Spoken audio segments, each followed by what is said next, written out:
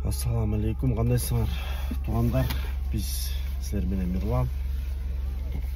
Бүгүн вторник, Чикагодо күн суық эмес, жылуу. Биринчи заказ эмес, бул үчүнчү заказ го дейм. Бир обед учурунда 11-де чыккам, 11-ден баштап саат 1:30-2-ге чейин иштейбиз бүгүн.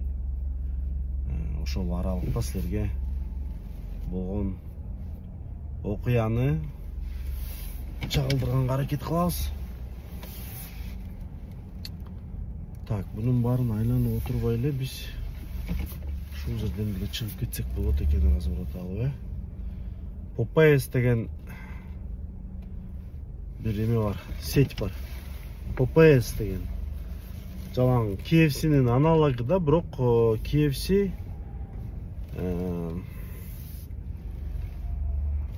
отдыхает, короче.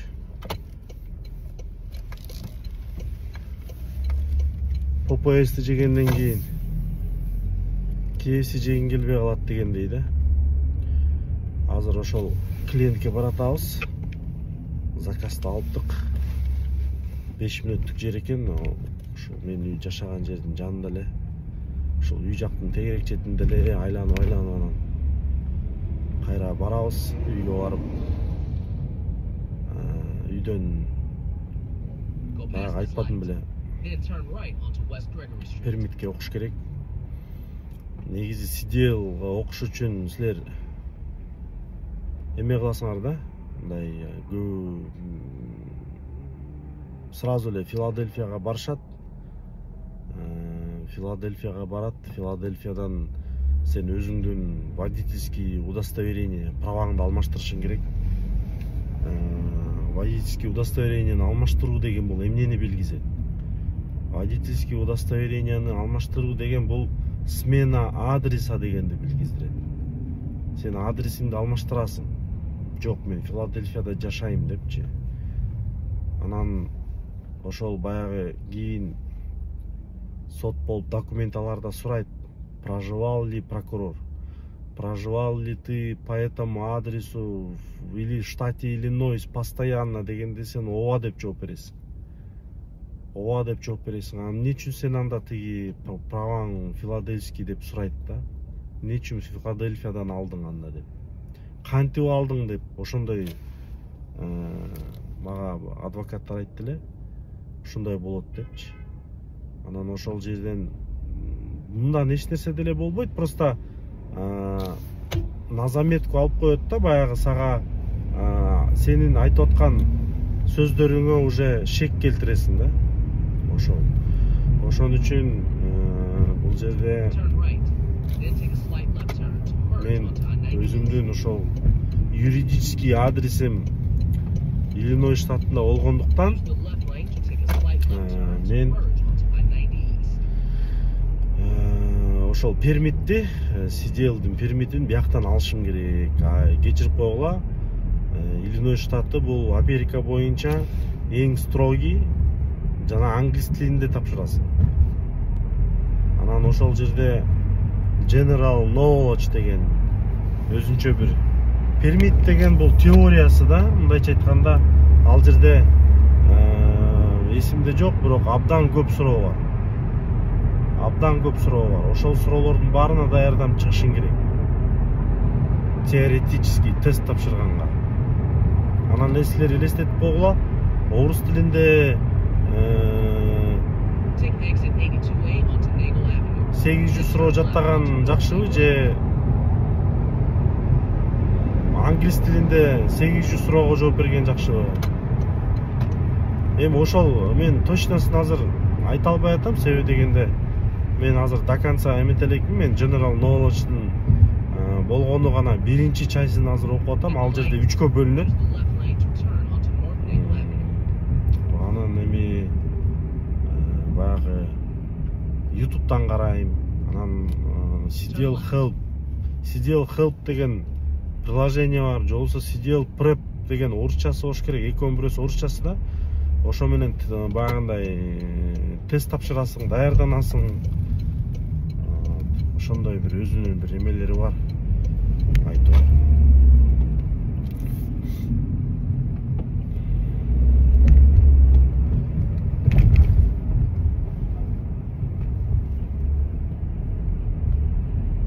Мени ушундай азыр жинге тийди да. Бирөө. Prius, точно биз мында бир жактан келген арабпы же бир индус же бирөө да. Экинчи катар менен мында обгон кылат да, повороттон. Анан келип туруп, ал экинчи ряд менен мында эки полоса болуп атпайбы? Эки полосадан кайрылып келип туруп, ал оң жак менен кайрылып аткандар кайрылгандан кийин сол жакка кетип калыш керек да. А түзгетчилер ошо менин аркамда туруш керек. Бул мен жакка кыпчылып атат да.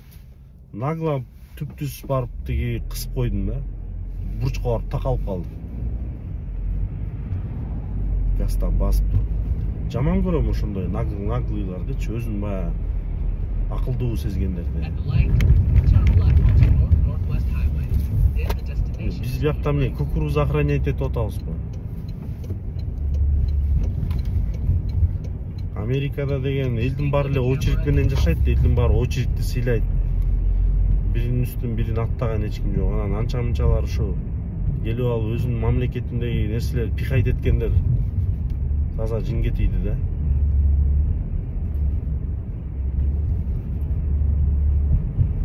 Азыр туугандар келип калдык. Ошол достор биз келдик.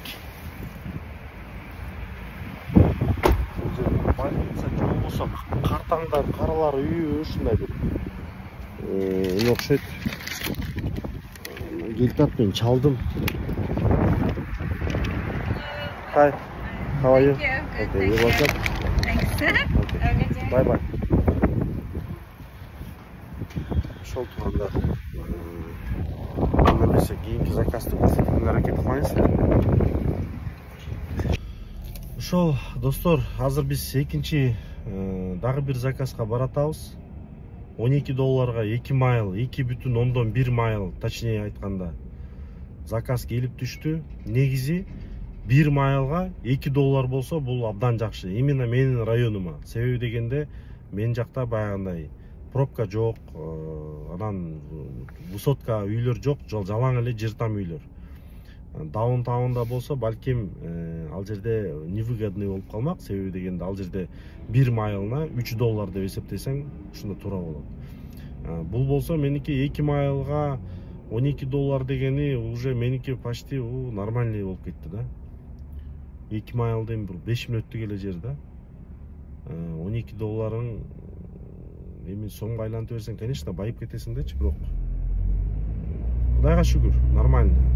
Копейка рубль бережет, да, орусча айтмакчы.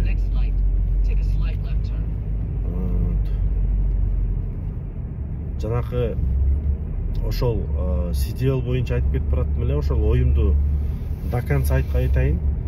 Эми мындай бүт документацияны туугандар бияка келгенде мен билбейм, эми ар кимдин өзүнүн жашоосу, өзүнүн тагдыры өзүнүн колунда. Анан бирөө мындай кылып атат, анан тигиндей кылып атат. Баягы өтө акылдуу, өтө шустрыйлар. Аларга эч кандай менин вопросторум жок, бирок менин жеке оюм бардык нерсени мындай туура жана кылдаттык менен кылсаң, ошол туура же туурага жакын болобу дейм да. Себеби дегенде ошо Америкага келгенде мен бүт документациянын баардыгын, любой нерсенин баарын мындай туура кылганга аракет кылып келатам.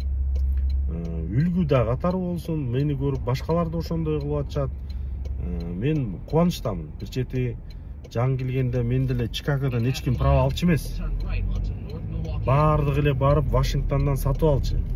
Ал Вашингтонго барганым деле ошол темада. Вашингтонго барганда праваны деген ошол жерден адрести сага сатат, адреске турасың, сдавать эте албайсың, жардам берет.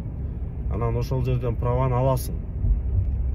Праваны алганда жанагындай эле ситуация болот. Сен 1-2 күнгө барып эле права алып кайра бияка келип атасың да. А негизи мыйзам боюнча сен башка штаттын правасы менен болгону 3 ай эле айдаганга болот, уруксат. эгер сен случайно коптор кармап туруп билип алган болчу болсо, сага будут большие проблемы. Ты должен менять свои драйвер лайсенс. Өзүңдүн баягы драйвер лайсенсиңди, ошол праваңды алмаштырышың керек, чейнж кылып бияка. А мен болсо бул жерден алдым да праваны, именно Иллинойс штатынан. Көп кишиге айттым, группага чыгып айттым, интернетке чыгып айттым, ошолордон көп адамдар Иллинойс штатынын правасын алып жүрөт. Ооба, бияктан бир аз кичине кыйынчылыктары бар, бирок алса болот. Эми жөнөкөй праваны алыш биякта өтө деле кыйын эмес. Теорияны аласың, андан кийин вождение тапшырасың. Ошо менен бүтөт. А могу CDL-ге окуганы кичине англисче болгону ооба кыйыныраак болуп атат да. Ну ничего, аны деле Кудайым буйрса 3кө бөлүп тапшырса болот. Анткени баягы бардык нерсени чогултуп туруп, разан барып туруп пермитти алып алыш кыйын болсо, бөлүп тапшырсаң болот. Биринчи бөлүгүн жаттап алып, даярданып алып, түшүнүп, анткени YouTube'да жанакы украинец балдар чыгарып беришет. Менин ошол TikTok'умда профилимдеги ачып карасаңыздар, Telegram группам бар, ссылкасы бар. Ошол Telegram группамда мен ошол YouTube'тун ссылкасын жөнөткөм. Ал жерде баягы англисче суроону окуп, анан ошол жерден орусча кнопканы басканда ылдый жагында переводу чыгат да автоматически. Ошол переводун өзлөрү разжевать этип түшүндүрүп берип, анан кийин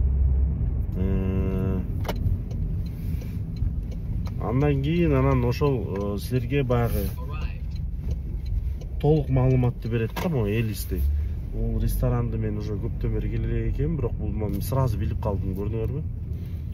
Анткени бул эмеге ресторанга аркасынан киресиң да. Элис Pancake House деген. Каяка койсом, оңго койсом, солго койсом, тандай дейт го, любой жака кой дейт. Ол жерге келип коюп коеюн, оң жагыма, оңго солго болгондо оңду тандаш керек. Турабы?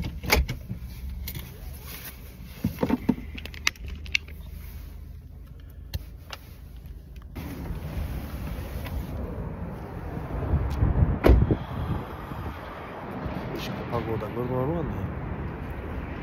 Биз ушул жерге барабыз. Кайсы район десеңер? Джефферсон парк. Mo 25 Camry'ni караңыздар. Папакай. Состояниясын көрдүңөр, жапжаңы. Чалдык окшойт да.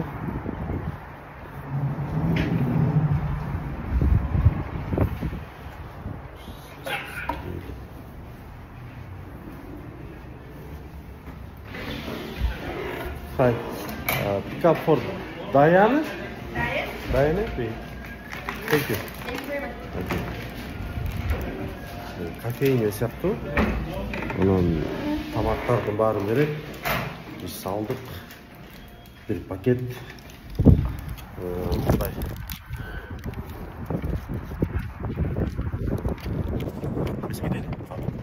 Берели. Канча салайлы. Заказды. Раз.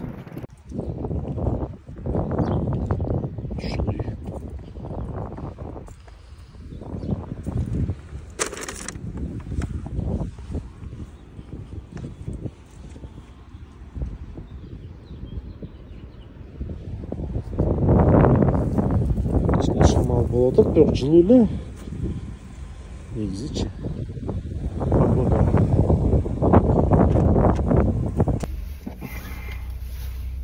Бизге дагы бир заказ келип түшкөн болчу. Ошол доставканы таштап койдук. Кийинки заказга бара берели. Кийинки заказ как раз ошо мен Джефферсон парк жака кетип калдым. Джефферсон парктан азыр кайра Харвард Хейтс ошол тетиги. Мен жак Норвич жака алдым заказ, мен жака өзүм территориям. Жака барабыз. Эми бул жерде туугандар Америкада эң негизги бул башталгыч жумуштардын бири болот. Анан кечке эле доставка болсо доставканы эле уруп жиберем деп ойлойбу. Баардыгы эле ушул доставка, мындай мувинг, стройка, же болбосо бир кандайдыр бир жумуштардан вышка, ушундай бир жумуштар бар да, ошол жумуштардан баштайт. Анан силер ойлоп алган да. Бирок доставка деле бул сенин башталгыч өзүңдү багып үй бүлөңө да жеткирип, Кыргызстанга да салып дегендей.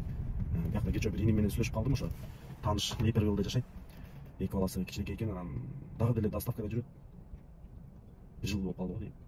Эмне болду десем, ошо мен эми ал үй бүлөлүүлөр тракка кетиш кыйын болуп калат. Анан ошо азыр машинеге акча кандай кылсам, сиздикиндей кылып кредитке машина алсамбы деп ойлонуп эме кылып атып. Анан айттым, колдон келсе жана 50 Камрилерден эле ал колой эме болсо аукциондон алып чыгып берем дедим, жардам берип.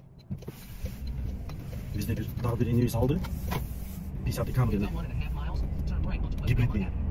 Эми ала примерно бир среднем 7-8 миңге алса болот да, жакшы состояниеда, 20 миң майл пробег менен. Как попадется. Ошол анан тиги неме айттым, ушундай эле алып акча чогултуп 4 миң 5 миң даун пеймент берип Toyota центрдан алгыча сен таксовать этесиң. Жаңы машина менен таксовать эткен тоже как-то это жалко дегендейчи. Масло машина менен таксовать этсең бат эле тамтыгын кетип койбойбу таксини. Пробегтери накручиваться этилет. А еще ежемесячный платеж. Зачем? Ал бир 7-8 миңге бир 50 Камри тепкиле, майыл азыраак болсун, жүрүп берсе болду. Бул жерде Америкада деген убакыт кымбат да, сен ал бузулбашың керек. Машина бир күн бузулуп калды деген болду, сен жумушуң токтоп калды деген сөз. Артка кетесиң. Бир машина бузулуп кадоойун жасап чыкканча эле 600-700-800 миң долларга чейин кирип кетет. Белки коробка же башка двигатель өлсө анда вообще өлдүң, короче. Машинанын жарым басып турат. Проблема да. Ошон үчүн биякта мисалы мен мага бузулбаш керек, мен убактын коротпошум керек. Ошол себептен мага ушундай вариант мага түш келип калды. Жаңы келгенде кредитный историямды өзүм раскачка кылгам. Кредитный историяны жаңы келгенде мага кредитный карточка ачпай койгон. Бирок security карта деп коет, ошол аналог кредитный карта да. Болгону отличиясы сен кредитный картада сага лимит коюп берет. Лимит коюп берет. Например, кредитный картада сага $1000 биринчи же $500, $1000 лимит коюп берет. Сен ошол лимиттен ашык түгөтө албайсың. Айдын аягында кайра толуктап коюшуң керек. Мага болсо мен өзүм $1000 салып, 1 жылдан кийин алып чыгасың деген условия менен. 1 жылдан кийин өзүңдүн баягы акчаңды алып беребиз дейт да. Банк ошо сен өзүң акчаңды саласың, анан өзүң акчаңды эле айландыра бересиң да. Айландыра бересиң, болгону 30%-ын гана айландырасың. 30%-ы бул $300 болот. $300 айландырасың. Ошентип мен колдонуп, кийин 7-8 айдан кийин, 6 айдан кийин эме чыгат, история чыгат. Бирок social болуш керек. Social болбосо, social security number болбосо силердин историяңар көрүнбөйт. Анан ошентип мен историяны тиги кийин social алгандан кийин банкка барып карточкама байладым. Карточкага байлаганда эле меники 724 болуп ачылды. Бул мындай жакшы эме болуп эсептелинет. Америкада кредитный историяң күчтүү болуш керек да. Ошондо сен көп нерсеге ошол за счет кредитный история мага эч ким поручитель болуп берген жок. Өзүм эле бардым, Toyota центрге бардым. И мага 5-9% менен ушул машинени $22.500 баалады. Меники 0 пробег менен алсам мага кымбатка түшүп калмак да. 0 пробег менен бир баасы кымбатка түшүп калмак. 30дан ары болуп кетмек да. Түшүнүп атасыңарбы? А меники 22.500, бирок приложениеде караганда меники азыр 27.000 деп көрсөтүп турат да. Баягы өздөрүнүн немесин кошот да. Ошол 27.000ди бөлүп коет. Ай сайын $530 төлөйсүң деп. Эми мисалы $530 деген сен доставкада жакшылап суббота, воскресенье 2 күн жакшылап 250ден иштеп койсоң, ошол $530 чыгарсаң болот да. Мындайча айтканда. 2 күндүк жумуш. Анан биринчиден, экинчиден общий суммасы аз болуп атат. 40-50 миң бакс эмес. Например, 27 миң. Эми 27 миңди мисалы сен 5 жыл бою төлөп жүрө бербейсиң да. Ооба, 1 жыл өтөт, 2 жыл өтөт. Мен ойлоп атам, бул биринчиден баягы кредит алгандан кийин меники азыр 700ге түшүп калды. 724дөн меники 700ге түштү кредит скор. Анткени булар чек айтат, текшерет, банкка сразу запрос жөнөткөндө сен түшөт сразу. Банкка запрос жөнөткөндө 5ке түшөт, 5ке. 4-5 цифрага. Андан кийин кредит алгандан кийин дагы түшөт. Анан акырындык менен уже мен буюрса пландаштырып атам, 1,5 жылдан кийин жабайын деп атам да. Себеби эми эртең Кудайым буюрса тракка чыккандан кийин тракта 2 ай жакшылап иштеп койсоң, бул машинанын акчасын чыгарып коесуң да. Мисалы айтканда. Эгер овнер болсоң, эми мисалы айына тракта средний алганда бир 8 миң, 10 миң таап атышпайбы? Эми мисалы 2 айдыкын образын алсаң бир 20га жакын акча болобу? 1,5 жылдын ичинде төлөп отуруп сен 20 миңге түшүрүп коесуң да. Туурабы? 20 миңге түшүрүп коесуң. 20 миңге түшүргөндөн кийин баягы эми чогултасың да акчаны чогулуп бересиң. 20 миңди алып 1,5 жылдан барып туруп сразу төгүп туруп кеш менен барып ошондо жана проценттери дагы азая түшөт да, проценттери эсептелинбей калат. Жаап саласың банкты. Банкты жаап салгандан кийин машинанын тайтылы колуна берет деп документ. Болду. Машина уже сеники. Андан кийинки шаг кандай кадам болот? Андан кийинки шаг уже мага трак алганга кредитке компаниянын атына алганга эмес. Компаниянын кредиттик историясын көбөйтүп не кылам мен? Мен өзүмдүн историямды көбөйтүшүм керек. Мен уже любой могу дилерлерге барсам, мага трак берет, масловый трак берет. Ошол эле, например, машинемди кайра 20 миңге сатып туруп, ошол эле 20 миңди первоначальный взноска берип койсом болот. Болбосо, өзүм дополнительно кэш менен берсем болот. Бул машинени эч кандай тийбей туруп эле. Анткени сен трактан келгенден кийин дагы машина керек да. Чикаго ичинде же жака бияка чыкканга, баняга барасың, спорт залга барасың, футболго барып калышы мүмкүнсүң. Айтор жумуштар менен жүргөнгө машина сен такси менен жүрө бербейсиң да. Балким көрөбүз, может такси менен деле жүрүп калабызбы, ким билет. Айтор бул өзүнчө бир какой-то бир ой да, мындайча айтканда ой. Анан силердин өзүңөргө мындай болгон көз караштар ар бир адамдын көзү ар кандай болот да. Азыр биз келип калдык туугандар. Такие, достор. Могул Турбаева атайын Чикагонун эмеси бар, приложениясы бар. Парк Чикаго деген, тиги Парк Чикаго деген жазууну көрүп атпайсыңарбы? Ошону скачивать этесиңер, анан тиги 319-106 дегенди базасыңар. Уже номер машина полный, ал жерде оңой эле да. Болду, ошол экени чыкпай туруп эле 1 саат болсо 1 саат арзан эле. Ушул төлөп коесуңар. Кааласаңар бул жерден төлөсөңөр болот.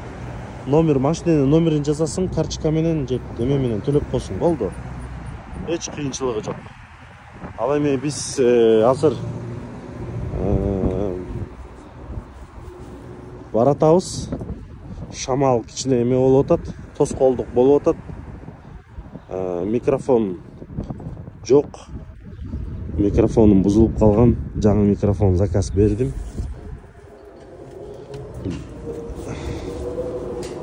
Китайстардын рестораны. Эмесе ошо кирип биз өзүбүздүн заказды алып кетели. Hi, pick up for Joy. Grab hub. Okay. Bizdeki dar boldu eкен.